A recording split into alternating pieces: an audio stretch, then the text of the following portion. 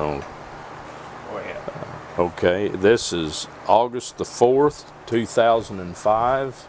My name is Tommy Pike. I'm president of the Route 66 Association. Jerry Benner is here doing the technical aspect of this, and today we're interviewing Jerry White in Halltown, Missouri. And Jerry, would you like to tell us where and when you were born, and are you from this area? I live in the house I was born in, which is about 2.5 miles south of where we are now. Went to school here in Halltown. Used this building as one of my headquarters when I was a kid. We'd come in and wait for school to start, play games, because all those shelves over there were full of groceries.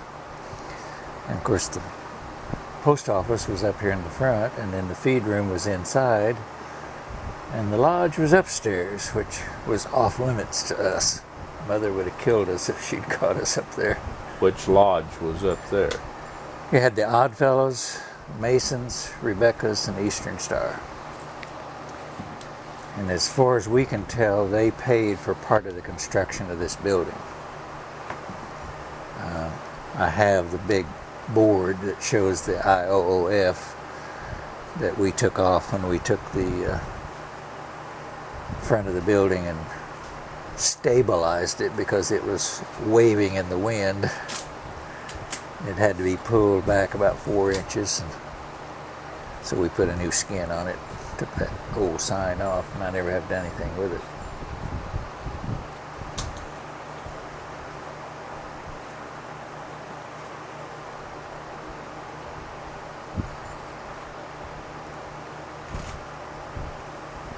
You say you grew up was born and grew up in this area. You went to school here in Halltown, and then where did you? Well, how many grades did they have here in Halltown? Well, when I was little, they had the complete high school and everything. But I think it was on Easter Sunday that the building burned, and so I only got to attend the first 3 years. And then everything was adjusted and changed, and they built back a 2-room school made out of sand rock, which is local. And then later in the 50s, they consolidated with Miller and all of the schools between Miller. So our district runs from each county line, so it goes all the way to Jasper County and all the way to Greene County. So we have here the first kindergarten through grade 5, I think, or maybe 6. The rest of them go to school in Miller. But our time, well, we went to school in Mount Vernon. So everything was split up between Republic, Ash Grove, Miller, and Mount Vernon. And did you go to SMS? That's one of the 7 that I've attended. Now, I wanted to quit school when I was a sophomore, and my mother wouldn't even argue with me, which she was no fun. And at the end of my junior year, I walked out, didn't go back, and went on to college. Then met Thelma, and she kept putting the screws on me to go back to high school, and my dad wanted me to go back to high school because he didn't get a chance to go. And so to keep peace, I went to high school and college at the same time. So it took me 5 years to finish my high school year and my 4 years of college and get my degree. In the meantime, I got married and had a child. So my cap and gown is decorated with a little girl with blue dress on. And then you taught school? Yeah, I came out of Ozark at Joplin, and I was out probably 6 months, and I came home and I said, I'm going to have to go back to school. I'm so dumb, I don't know anything. I've met people today talking about things I don't even know, so I enrolled in Drury College. and was hunting a place to do my master's. I checked with Greenville, Illinois, and I checked with Fort Hays State in Hays. And we ended up in Hays, Kansas, and did our master's and certification, all that stuff there, and then came back here and started teaching at Everton. So for a 31-year period, well, then I was in education, and then now I'm retarded. And don't ask me how long I've been retarded, because I don't remember. Growing up, you remember Route 66 out here in the front? Yeah, this, we thought we lived in the boondocks and didn't realize that the whole world was going by our door. And naturally, as kids, you had all kinds of experiences that kind of made you aware of living on the road. I don't know if you're familiar with what tramp art is. Have you ever seen tramp art? Where they came through in a little station wagon, they had it all painted with scenes and everything, and they would paint you mirrors, or they would paint you signs, or they would paint something. Well, I have a big mirror up here that's painted from that era. And when I asked Beverly Morris if she remembered that, no, she didn't remember it. I said, well, you're younger. Plus, she grew up in Jasper, so Jasper wasn't quite on the line. So, but there was a lot of people traveling up and down Route 66, making a living, selling things, doing service. And one morning, of course, we would spend time in this grocery store. There were 3 or 4 grocery stores, and we would just spread our charm around from one store to the next. And down in front of the old stone buildings, why, a cattle truck pulled in there covered with a tarpaulin full of Mexicans. So we had to go down and officially welcome them, you know, and all that stuff. Of course, we didn't speak Spanish and they didn't speak English, so there was about a 3-year-old girl that crawled up the ladder off the back rack and stuck her head out of the tarp and chattered Spanish at us. And we were down there for a long time, and finally I decided, I'll bet you it's time for school to start and we're late. So we ran just hard as we could go to school. Got over there, everybody was sitting quietly doing their work, you know, and the teacher was, of course, I burst through the door saying, we were down there talking to those Mexicans, you know, and she said, I saw you when I came to school, sit down, get to work. So I guess that was our social studies lesson for the day. But we had several lessons like that, you know, and that was when we had the 2-room school, you see. So and we had the same teacher for, you know, like 4 or 5 years. So you became very well acquainted with the teacher, and she became too well acquainted with you. And I remember in this, like, 7th grade, we had letter grades given on 13 different subjects that she taught us. One of them, of course, was agriculture. 13 different subjects. You had 13 different grades. If you didn't make it in one, maybe you would make it in something else.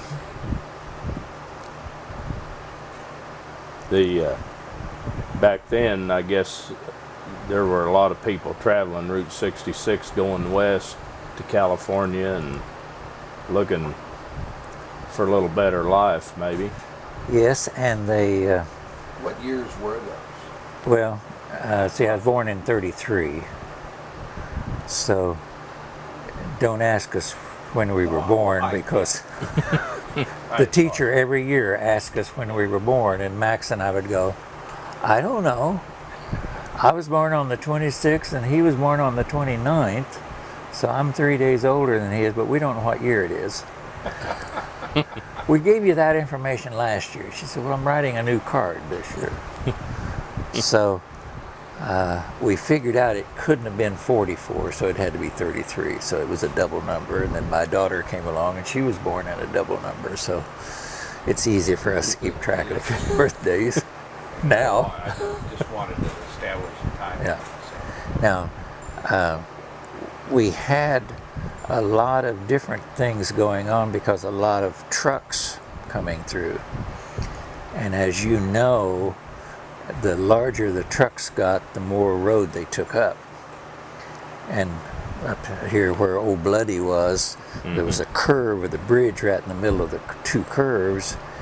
And when the truck came across, it was on your side of the road, and if you were there, you got killed. And many people got killed there. So they straightened that road out, and same thing with other places. That this road out here right now is 36 inches wider than the original road. They put 18 inches on each side because the semis with dual wheels were running up on the berm, and that was not conducive to handling a truck when you had one wheel higher than the others. So a lot of that berm was taken off. You can still find it in certain places, but where the main road ran, it's all changed. Did any of, before they changed it, was there any of it through there that had that little angle curve? Yeah, that's your berm on the edge. And that put all the water right down the road. Yeah. Nothing could drain off until it came to one of those humps. Unless you had a 50 Mercury with it tied down in the back, where it bounced pretty hard. Up here at Old Bloody, there was a tavern right there on the... Yeah, two of them. Two there. I remember growing up and we'd come through there, there'd be one, and I know that it was notorious that they'd have a little too much to drink and come out of there and take off, and they'd miss and hit that second bridge on the west. Yep. Hit it on the east end and kill ourselves. And see, there was one at the top of the hill on the north, and then they moved that one farther away when they remodeled the road, where they moved that same tavern back up the hill. So I knew all the taverns Up the road. between Springfield and here. Because my uncle was an alcoholic, so he was always at one of them. I believe before they changed that road, one of the last people killed along there was in the early 70s. It was the guy that's running for sheriff. His name was Speedy Acker. I don't know what his real name was, but he got killed on one of them bridges. And shortly after that, why, it's probably in the works to change it, but he was the last fatality I can remember there. When you start thinking about the road and how it was built, I don't know if Thelma showed you these pictures or not, but that's the kind of service stations that we had. And we had With the big old visual pumps out front. And we had people along the road that worked on the road, that constructed the road, in other words. Sit back, the air is blowing on the microphone. And these two boys were two of the men that worked on the road, and then that machine down there is one of the machines that they used. The Killensmith brothers. And their sister was the first clerk for Barnes Town and Country Store. So that was their house across that's burned down now.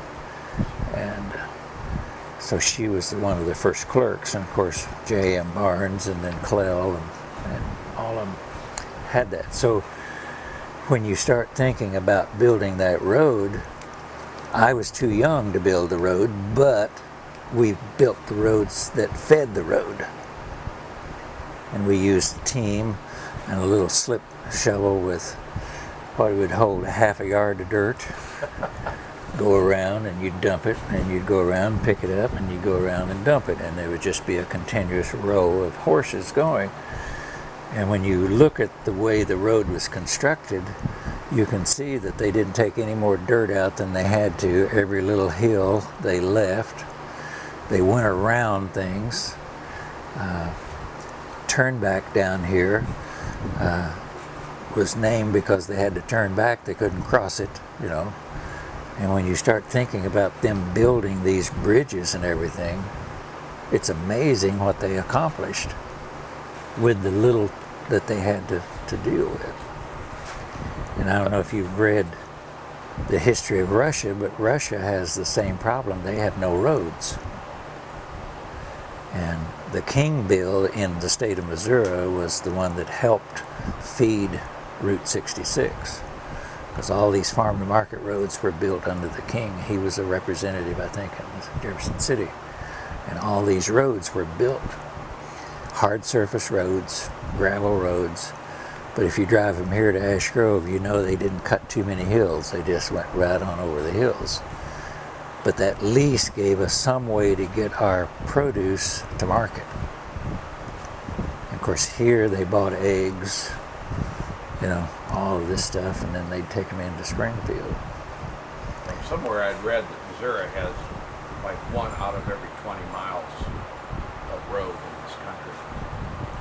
And there are, anywhere you go in this state, there are farm to market roads all over the place. And then in 1949, 50, somewhere along in there, in this area, they came in and said if we would give them the land, they would put blacktop. And so, since we own both sides of the road, we gave it all on the opposite side of the house, and we paid for 2.5 miles ourselves because there was nobody else lived over there. And we got blacktop all the way through. So that saved our cars from hitting all the rocks and the tires. We had a new 49 that we almost got 5,000 miles out of 5 tires because the flint rock would go right through them. They were so soft after the war. Those were rayon tires instead of nylon. Yep. So you figure the number of people that it took to build this road and the vision that it took. I mean, this is what opened up this part of the country from Chicago on. And of course, Steinbeck didn't hurt it too bad either. Well, it was a TV show. Oh, the TV show later on. And a lot of people during the 30s and the Dust Bowl in Oklahoma and everything, a lot of people went west to California too. Well, my dad in 29 took a load of hogs and sold them in Springfield, went over and paid off the last payment of his farm. And then in 31, they just closed the farm up and went to California.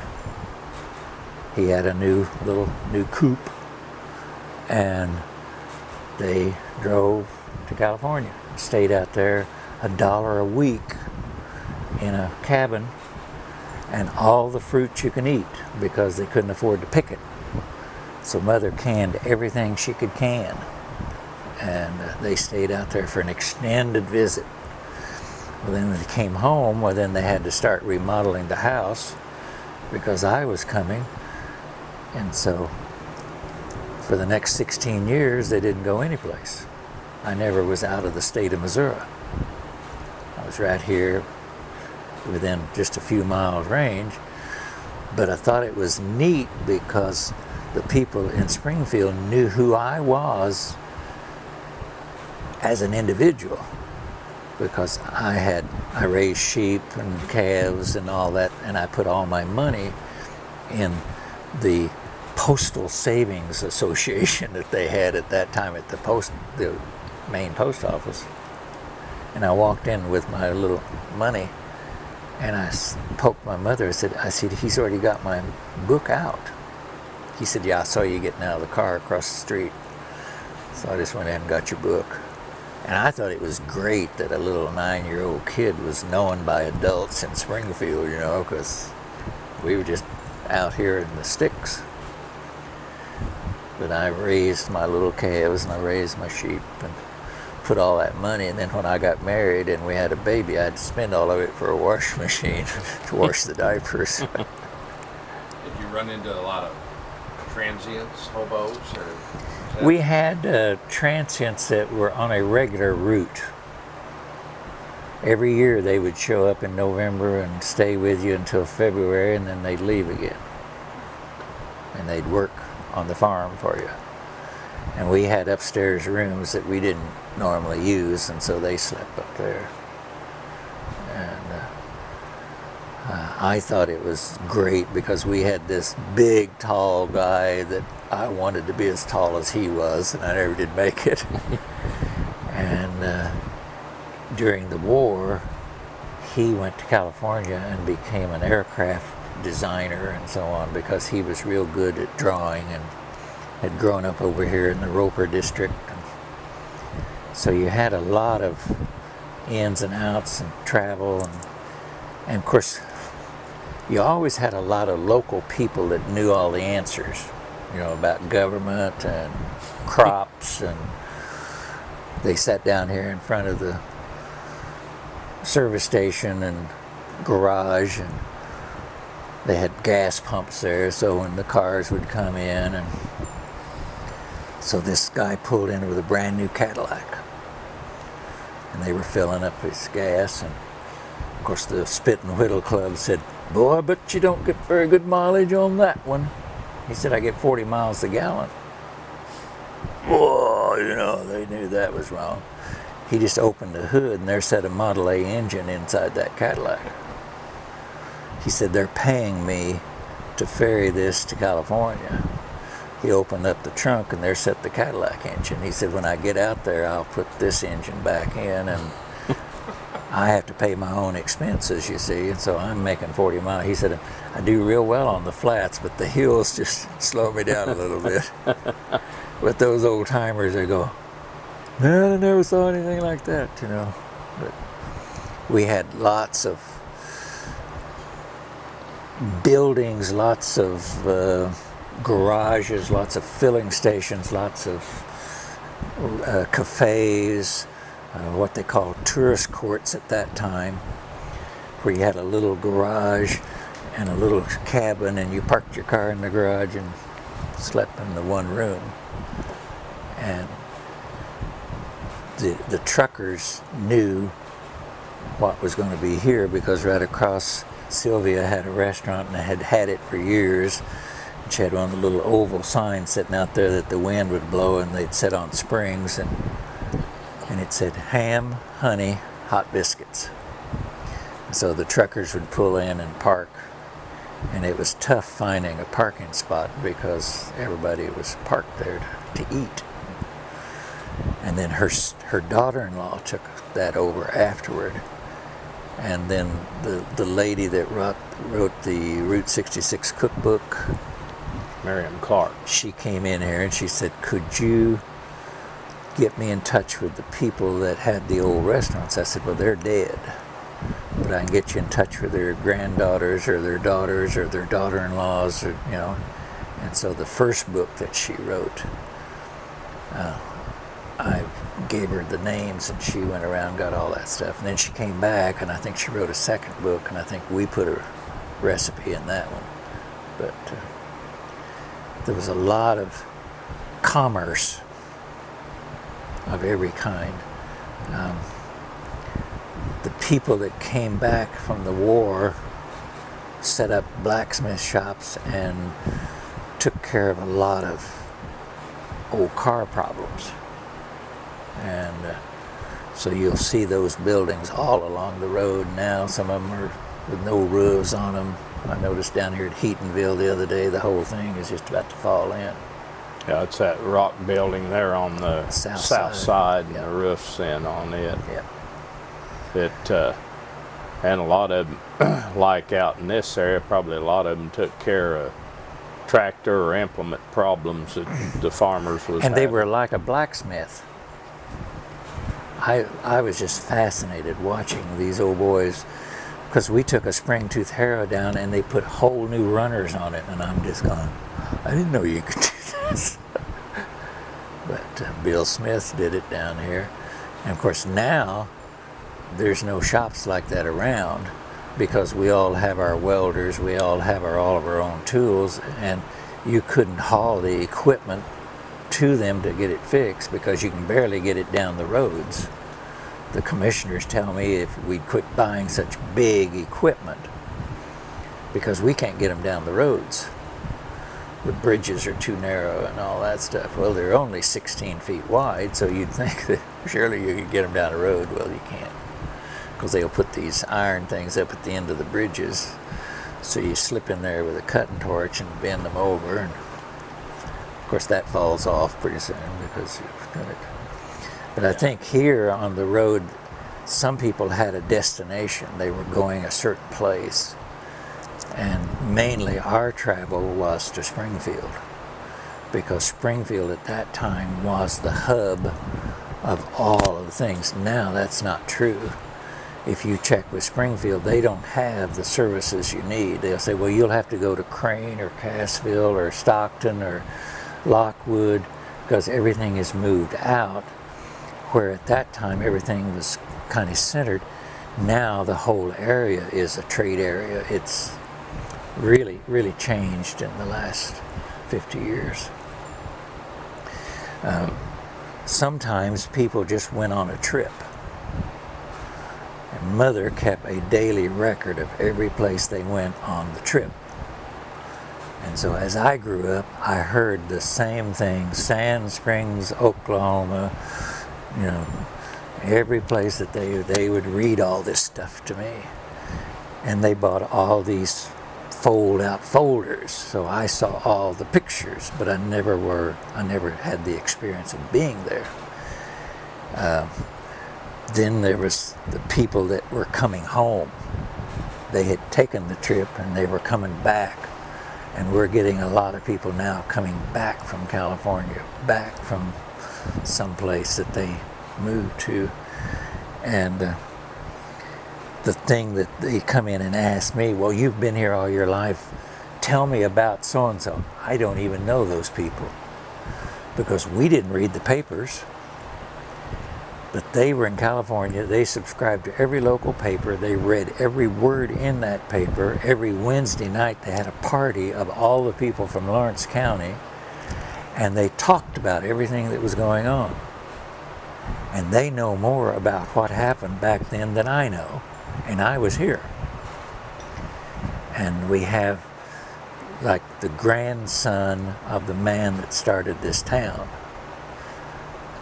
lives in Oregon or Washington, Oregon, somewhere. Well, he came in and gave me a picture, you know, of the town in 1910 or something, and has corresponded with us because of his granddad. And it's amazing how many people come in and they know stuff. And I'm going, I don't know that. I didn't know that.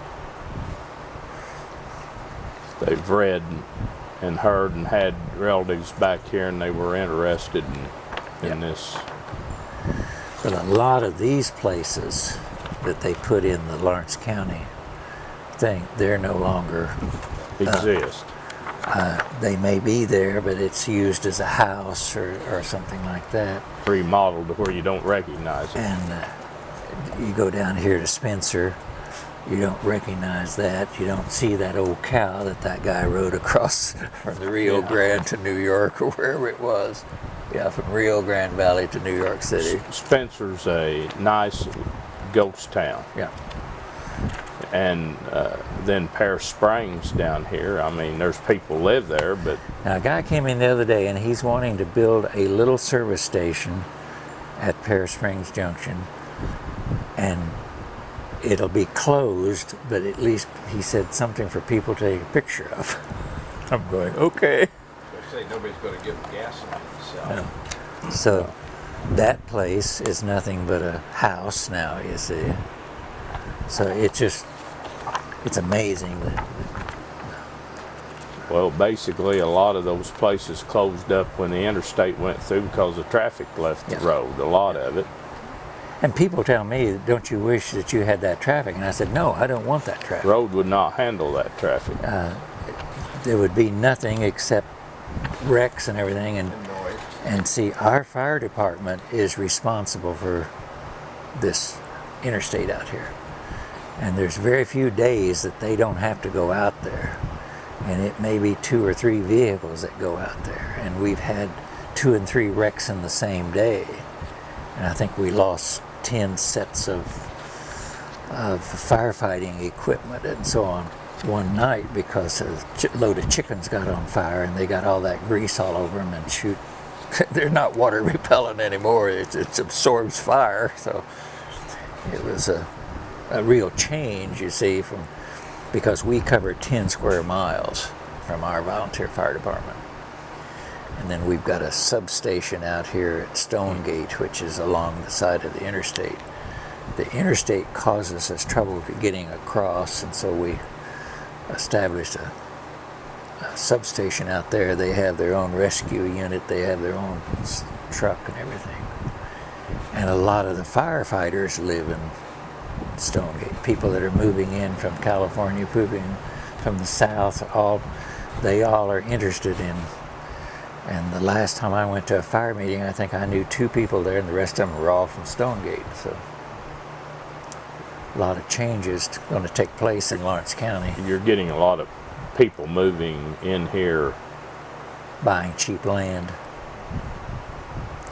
Had a girl the other day came in from New Mexico wanting a place to live. She had everything in her car that she owned. You know, the question I wanted to ask is, why did you leave New Mexico? But I didn't. And then a couple came in, they live in Christian County, and they're wanting a place here in Lawrence County because she'd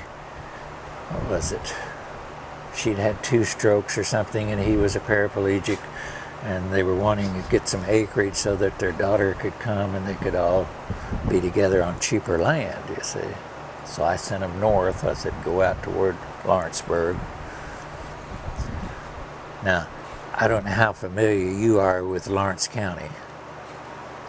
Do you know where the name came from? No, not really. Captain James Lawrence was a sailing captain, and he had a ship named the Chesapeake. So we have Chesapeake down here named for his ship. We have Lawrenceburg named for him. We have the county named for him. So we had a scrimshaw about that long that had all this information on it. Well, it didn't stay very long because people grabbed it and ran with it. But that's the whole Captain James Lawrence. And the county seat is Mount Vernon. And of course, the Lawrence County Courthouse, you can buy a little replica of it, you know, with a little light in it or something, because they've made all this stuff. So, but Route 66 is, like, through this area, had kept Halltown going and was the main artery of commerce for them for years and years. And see, it did not go through the county seat. Yeah. Now you go up here to the library in Springfield, and they've got the map, and they'll show Mount Vernon on Route 66. And it wasn't. And I told them, I said, you people are so dumb, you can't even do your own research. Well, we commissioned somebody else to do it. In other words, pass the buck. Well, if the head librarian is smart enough to figure out where the contractor is not doing it right, you know, I guess I'm a stickler for facts, but Mount Vernon is not on Route 66, never has been. It was on 166. Yeah. And there is a lot of, now people there's a lot of confusion between 66 and 166. And 166 went down through Republic, Chesapeake, Mount Vernon. And you find, actually, that is what is the section now that went through Dunawig and in there and goes in. And when the interstate went in, they made that 66 business, when in fact that was always 166 from Fidelity Corners into. Because everything came through Webb City and Carterville and down to 7th Street. Then I guess 166 went west on 7th Street out there, and someplace along in there about Schifferdecker Park, it took off to the south, and it goes through Baxter Springs, Kansas, east to west, and 66 goes through north to south. But a lot of... I took the computer down to Joplin, and I told this kid, I said, I want it fixed. And I've never seen one this old, and he was carrying on about it. I said, would you just shut up? Because I knew when he was bored. I said, you shut up and fix the dumb thing. So I decided I'd drive out through Galena and so on, because it'd been years since I'd been out there. And while they were fixing my computer, I went on out to Galena and Riverside, Baxter Springs, made me a little trip out through there and got to see some of the things that, because it'd been, well, I went to school in Joplin between 50 and 55, you see, so there'd been a lot of changes over that time. Joplin's changed a lot. A lot of the things that we had as landmarks are no longer there. Yeah.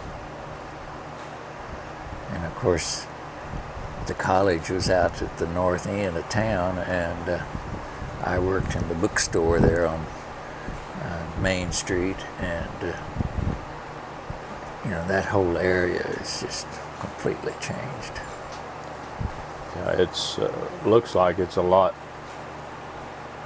I guess, due to it's a shopping center for Carthage and Webb City and Carterville and Carl Junction and all. Well, see, Range Line became more important than Main Street. Yeah. Because this couple was out here the other day from Kentucky, and they were on a Gold Wing, and the battery went dead on them.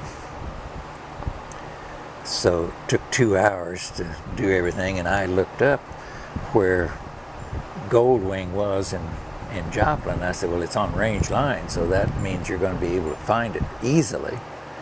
And told him which exit to take off, because he needed to get a new battery. And you don't run all this equipment on because he had his GPS and he could see it, and he said, okay, right there's the street.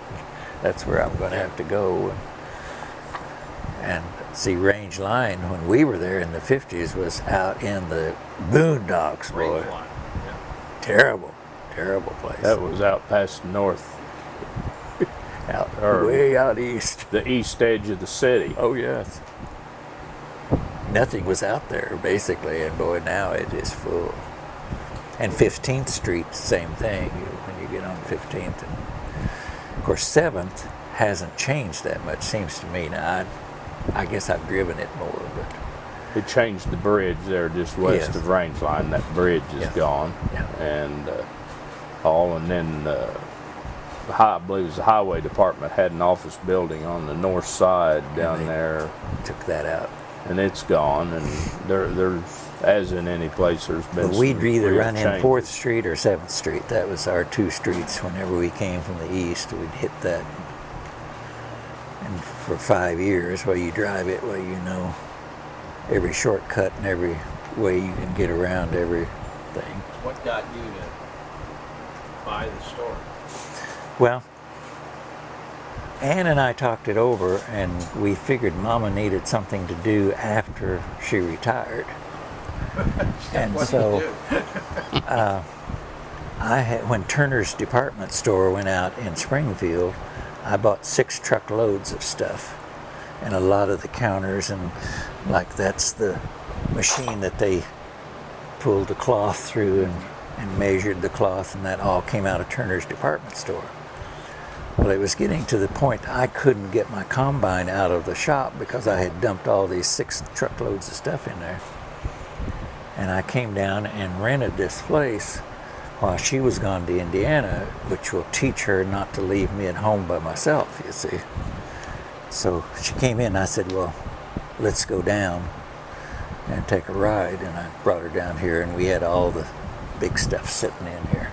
We'd cleaned it and set everything up. And I said, now, in 6 days, you're going to open a store. And all you have to do is price everything, put it on the shelf. But we had been collecting, because I've collected all my life. I've got the little horse that my brother gave me that was drawn by the hired hand that went to California, And when Mother would go to auctions, my brother got all the pink depression glass, I got all the green, everything was divided up. We had boxes of stuff that we had stored. And she liked to go to auctions, and before we ever got married, we went to Bodart to an auction. It just rained like everything, and her hair just got soaking wet. Mother's was naturally curly, so her mother's curled up and almost went down. So. And we would buy all the used stuff that we had, because when we got married, we had 2 new items, and the rest of it was either borrowed or used. But we bought a refrigerator and a stove. The rest of it was all used stuff. And then when we went to Lebanon, why, I had Chapman Furniture Company from Buffalo come down and look at all this antique stuff that I had, and they bought it, took it back to Buffalo, delivered my new stuff to Lebanon, and I didn't have to move anything, see. People don't realize years ago in the furniture business, they would, most big furniture stores had a used department, and they would take it in and clean it up and everything, and they had lots of stuff in there. Now, Springfield had no antique stores. See, there wasn't any. There were 7 of them here in Halltown, and that's the reason they called it the antique capital of the world. And you had one which was the doll castle. She had every kind of doll. You had furnitures. You had lamp shops. Every store complemented the other stores. They didn't compete. They complemented each other. Well, now we're down to 3 stores, you see, because the old timers just keep dying off, and they can rent that building across the street for 3 to 5 times as much for residents as they can a store. So they've just turned, they live in the barber shop, they live in the cafe, they live in the hotel, they live everywhere. And people, I don't know how many times a week people come in wanting to know, where can I find something to rent? Got 3 places for sale, but Nothing for rent. I don't see anything for rent. Yeah, you was talking about Turner's there in Springfield. They handled everything. They had kids' clothes, men and women's clothes, furniture. I mean, it was a genuine department store. You went in there and... But you know, the boards where they had the blue jeans laid back, okay, from here around that corner, we're selling everything on the wall, one bid. You got to take it out. So I've got those big boards, and they were birch or something real soft, and had a little oak trim out on the front. Well, I'll buy a chest of drawers or something that has a bad top on it. I go to the house and I get one of these. Here's Turner's department store going on an antique piece. Yeah, they had lots of stuff in there. I mean, they handled everything. Well, they just kept getting bigger because they just kept taking the next door to them and just cut a hole in the wall, and you could just go through there. And so we had the lights and all of the things that held the men's hats. I bought that whole section. Yeah, like you say, material to make clothes. And, then there was a dime store on the corner, I believe it was, and when it closed, they bought it, and they had a toy department in there. Because when I was a kid, you'd go down there. Because that dime store was where they had the dumb donut shop that you would go there and you could stand outside and watch that donut go around halfway, and then they'd flip it over and it'd go around the other way. And of course, a little farm kid stood out there and slobbered the whole time as he watched all those donuts coming out of there. But the thing that, when we started this, we just had the downstairs, and then the next year I opened up the upstairs so she could expand up there. And that door is the lodge door upstairs. It's got the little peephole swinging thing over the hole. And so you can see the hole there, and then on the other side is the little swinging thing. And so we just made it all into one thing. And some people, well, the upstairs doesn't amount to anything, because a lot of people don't find anything up there they want. And then other people just, the women from the university come out here, they teach interior design, and they just carry that junk out and just fill the aisles. And I'm going, boy, I wish I knew what they were going to do with that junk, because it's junk. But they'll turn it into something else. So a lot of this stuff has been recycled several times. Always find a new use for it. And one lady was down here and her husband went upstairs and she said, "Is there anything up there?" And he said, "Nope." So you know he saw something that she would want, but he wasn't about to tell him. And yesterday we had a family in that they had gone to Cincinnati, Ohio. They're into rockets, into national Olympic style competition and shooting rockets. And they stopped and they went upstairs and they found a rod and reel up there. Or here this little boy came carrying his little rod and reel. His mother bought a divil, which is a planter for strawberries. They just bought all kinds of stuff because they all had different interests. Something for everybody. And of course this morning the people were from Italy, so they bought stuff, a 1940 license plate, swans and different things.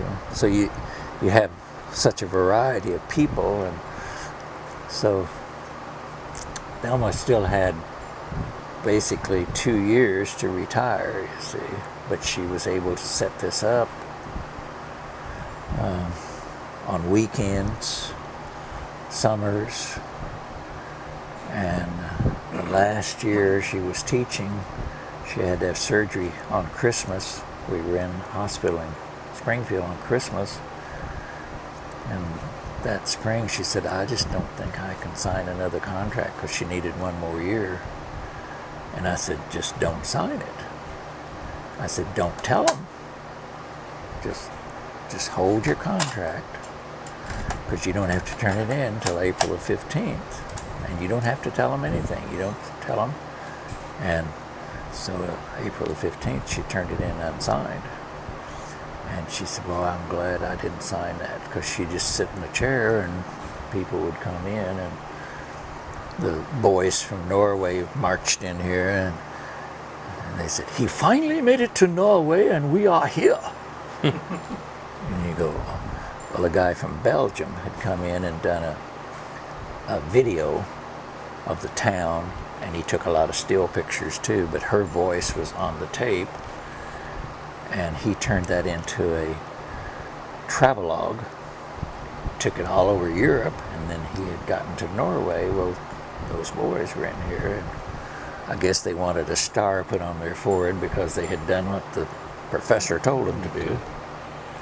And in the last 12 years, well, we've had a lot of people from Norway.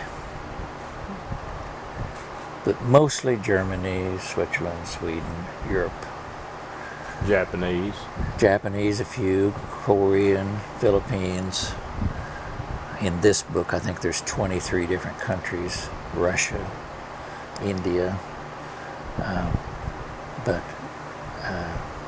20 years ago, it was mostly English and Australian, because that's when they were running the Route 66 show.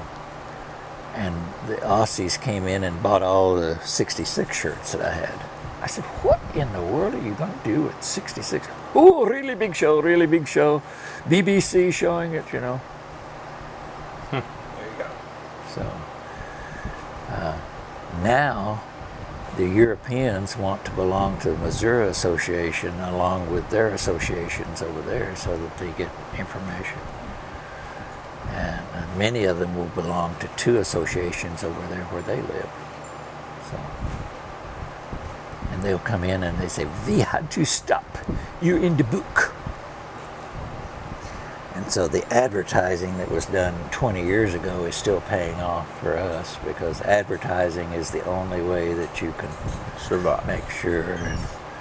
And we've been on every TV channel, and we've been on every newspaper. The AP sent that article all over the country. California, people would come in from California and say, "We saw it in our paper." People in Kansas come in, "We saw it in our paper." Kansas City, Columbia. I got letters with people with the clipping in it. They'd send it to us. I saw this in the paper. I thought maybe you'd like to have it, you know. And they had done the interview before Thanksgiving in November, and it didn't come out until February. So the editor at Springfield put a squelch on it because it was supposed to come out before Thanksgiving. And we thought, well, that'll help our Thanksgiving, Christmas sales. Didn't come out until February. And so we didn't get near the benefit as a big rush. But it keeps, the lady came in Tuesday, I think it was. And she said, I had that paper. I was going to bring that to you. And I'm going, man, that's been a long time ago. But they... Well, you got a good location. Well, it's easy to pull off. You can see it far enough in advance. The problem is the Department of Transportation. They cause you all kinds of trouble, whether it's deliberate or inadvertent. You don't know. The sign over there says to get to 96, you go that way. They don't say to come over here. So everything they ship out as much as possible. They won't let you put signs up. We've got a sign over here, and they don't want us to have a sign up because you can see it from the interstate. What kind of vision do you have, lady? And they've been causing everybody trouble. And these women just drive down and all they do is agitate. And one guy, I guess they're in court with him, and he's just having all kinds of trouble with it. Some of them had to dig up their sign and move it 2 feet at a different angle, which is ridiculous. So I don't know what's going to happen. It's very serious because, see, we had 3 big billboards on the interstate. They're all gone. And so This come about like from the billboard law about 3 years ago. I guess it is now. now, when we had that meeting in Springfield, these people east, they said, well, we've got billboards, you know, we'll rent you. Well, it's because when Thelma said that we'd lost our billboards and so on. And a lot of people want you to advertise on the interstate. And of course, you know the key to success on any business, right? 40 billboards on the interstate. 20 on each side. That's how you get people to stop. One billboard doesn't do it. I remember going down 40 one time toward Boonville from St. Louis, and I counted 435 Pete's Cafe signs. It worked. Yep. Everybody knew where Pete's Cafe was. Yep. And see, on some of these, if you can put up the sign and not have to replace it every year, you know. Now some of these vinyl signs now, they don't last hardly a year, you know. So, and of course, when we started producing all kinds of advertising. In other words, we produced hats, T-shirts, every kind of thing, you know. And we had a full line of it. And then the guy from California, what's his name? The 66 guy in California that wrote the book and all that stuff. Can't think of his name now, but anyway. He wrote us a letter and said that we could not use the Route 66 logo on anything. Oh, Snyder. Tom Snyder. And man, we had invested thousands and thousands and thousands of dollars of advertising with the Route 66 logo. So we took it to the lawyer, and I said, I want you to read this letter and tell me. I'm not going to tell you anything. I want you to tell me. And he said, well, he can't do this. Because on our caps, we had the letter and so on showing, you know, different thing. He said, you're covered, just don't even answer him. And we didn't. but he made sure that we were excluded from the things that he did, and of course we were excluded from the Tulsa, Oklahoma stuff too. So they would jump from Lebanon to Carthage, ignore Springfield area at all. Well, this is the longest road that we've got left. Yeah. And the best as far as I'm concerned. But I did have trouble with the association because I don't know whether the association sent the people down here with the map, but they wanted us to sponsor this map. And I said, well, I don't know too much about Route 66, but right here within a 20-mile area, you've got 5 mistakes.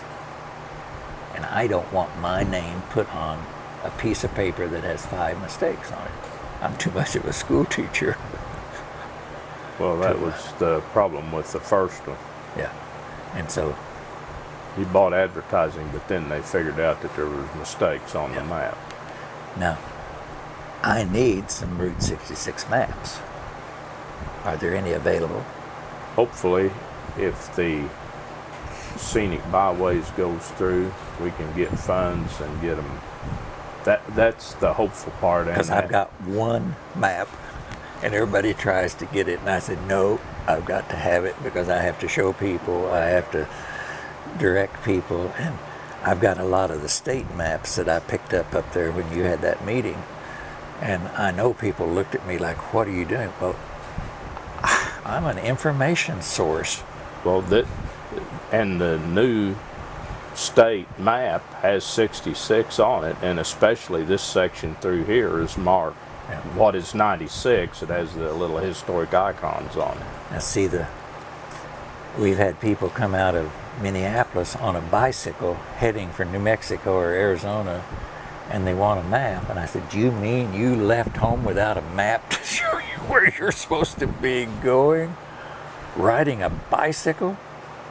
He was going down there after a job. Well, he was going after a job. You have a generation of people, more than a generation of people, that has driven the interstate so long that they get on in point A and travel to point B, and there's no place they can get off. But they don't realize on 2-lane highways that every intersection or crossroads Is a potential place exit. to lose where you're going to be. And I have talked to people that get upset greatly about being lost. And I tell them, well, if you're the type of person that really gets you upset about being lost, maybe you shouldn't be driving this, because it'll happen to you in spite of all the... Well, and my whole life I have been eclectic. And so it works good in collecting stuff. Because I went into a lady's shop and she said, what are you looking for? And I said, well, anything I think I can make $1 on. And it made her mad. And I said, well, lady, that's the reason we're in the business. We're not in this to make it a losing proposition. Of course, you lose every once in a while, but that was not the purpose. But then Thelma has a lot of different interests than I do. And then with her library background, why she cataloged everything, and so at the end of every day we enter and take out. So, and some days I put in a lot more than I sell, and some days I sell a lot more than I put in. So today I'm ahead on putting in because of But Well, Jerry, we want to thank you for visiting with us today and giving us a little insight of what it was to grow up along Route 66. And well, it was not as enlightening as you might think sometimes, because you had parents that kept you from doing things.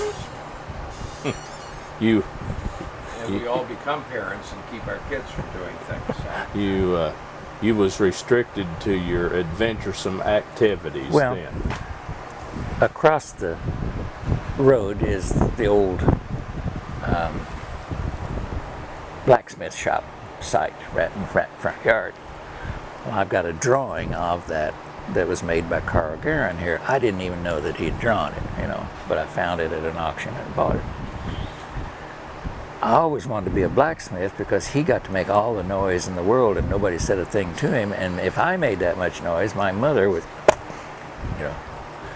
So I'm sure Anne thought that I was very restrictive, but she didn't turn out too bad. No, I don't think so. No. She's in Indiana, right? And she's got those two, Oh, wow. Both in college now. both in university. This one's in Manhattan and this one's in Muncie, Indiana. So Manhattan, Kansas. he found it on the internet and he said this is what he wanted, and they went out there and visited and they were very happy with the K-State. people. He lives, or he did, I don't know where he's going to live this year, but he lived at Manhattan Christian College, and right across the street is K-State. So he has dual enrollment. He'll have a degree from each college. Goes both places. And in 5 years, he will have his dual degree. So this is starting his 3rd year. He's going this weekend to get set up, or next weekend, I guess. Next weekend. So he will be able to do this, and he's already had 4 years of Spanish, so now he's going into Japanese so that he can get into international business, and then he wants to be a youth minister to church so that he'll have Dual roles. dual roles. So, Well, we really appreciate you talking to us today, Jerry, and thank you for your time. that's all we have when we're retired is time.